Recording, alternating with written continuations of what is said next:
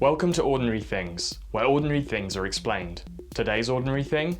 Fedoras. But what is a fedora? The fedora is what is known as a soft hat, which means that it's usually constructed from felt, fur, or other animal hides. Style can vary from fedora to fedora, but what they all have in common is a short angled brim, concave sides, and a dented crown, or cleft. So, how do you pull off a fedora? Today, the answer is as quickly as possible, as the fedora falls somewhere between chain wallets and frosted tips on the social unacceptability scale. But there was a time when the fedora was the height of fashion. So where did the fedora come from? The clefted accoutrement was first advertised by the Knox Hat Company in 1883. The company chose the name in order to capitalise on the sensational popularity of a stage play of the same name that was premiering in New York that week. The original run of the play starred French actress Sarah Bernhardt, a woman so glamorous that everyone from hat companies to coffin manufacturers wanted to associate their brand with her. Bernhardt was famous for taking on traditionally male roles and cross-dressing on stage. In Fedora, she played a Russian princess and probably wore a felt hat cut in the German Alpine style. So the original fedora was an American product based on a German style named after a fictional Russian princess famously played by a French actress. The success of Knox's campaign inspired many imitators, and soon all hatters, both mad and sane, were stocking their version of the fedora. Initially, the fedora was marketed towards men, but it was briefly appropriated by women's rights activists in the late 19th century. These women were pioneers, fighting for equality 10 years before the suffragette movement and over 100 years before Twitter invented feminism. The 1920s was a golden age for fedora manufacturers and bald men, as a man wouldn't think of leaving his house or his mistress's apartment without his hat. When you look at crowd photos of the time, there's barely an unadorned head in sight. The fedora became a widely worn symbol of economic prosperity and debonair masculinity. None more so than the Stetson Playboy hat, famously worn by snappy dresser and syphilitic mobster Al Capone. The cinema played a large part in keeping the fedora on the minds and heads of the general public well into the 1940s, as early Hollywood loved the fedora almost as much as they loved blackface and 3-hour epics about the Ku Klux Klan. The short-brimmed lid co-starred in 1930s classics like Citizen Kane, the original Scarface, Casablanca, and its lesser-known sequel, Casablanca 2, Rick Goes Hawaiian.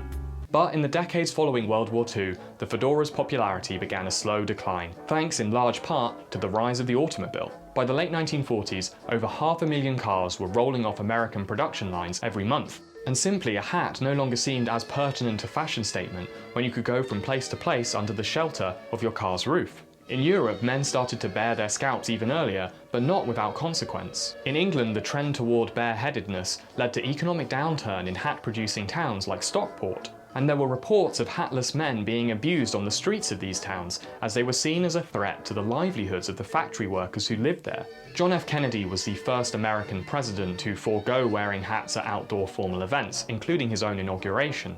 And some believe this was a pivotal moment in the rise of hatlessness. Suspect is hatless. Repeat, hatless. 3 years later, JFK took this a step further, removing the top part of his head altogether, although this didn't catch on in quite the same way.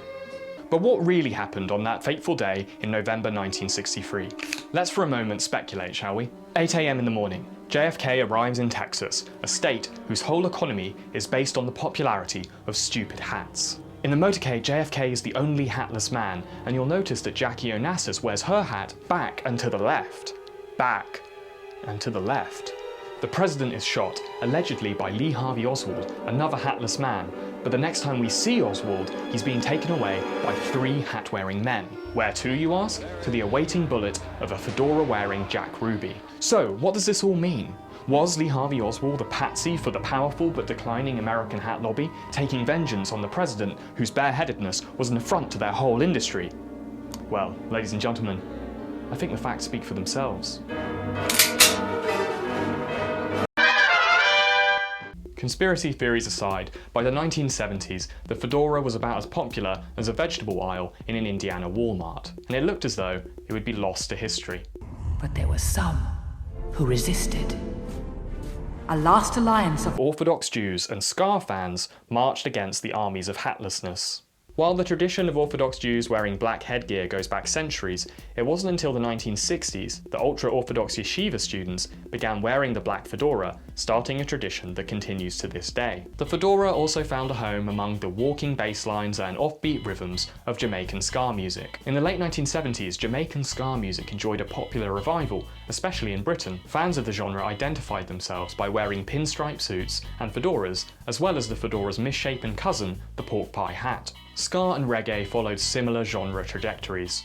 Both were popular in the 1970s, both were born on the streets of Kingston, Jamaica, and both died in the dorm rooms of white American college students. Ska came and went, the 1980s arrived, and the fedora was completely lost in those spandex years of aerobics and facelifts. The only place you were likely to see a fedora in the 1980s was in your grandfather's closet, or at the cinema, where it was strangely prevalent in popular film. So the fedora was a lot like a James Charles apology video. Everyone was watching it, but no one was buying it.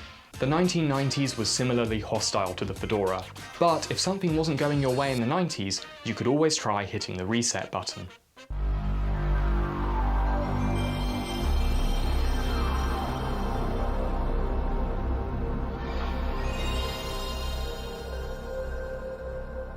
As the millennium's 000 zoomed past, some believed it was time for the fedora's resurrection. It appeared in magazines and on catwalks, and this time it was curiously paired with informal clothing. It was also welcomed by a string of celebrity endorsements: Brad Pitt, Justin Timberlake, and former heroine and current breakfast addict Pete Doherty. Johnny Depp was and remains the fedora's biggest evangelist, so much so that since 2004 he has pioneered a radical new acting style based entirely on wearing stupid hats. Despite all these A-list endorsements and the urging of people who'd bought one, the fedora's revival was short-lived. It's the elastic theory of cool. The harder you insist on something being fashionable, the more likely its reputation will snap back in the other direction.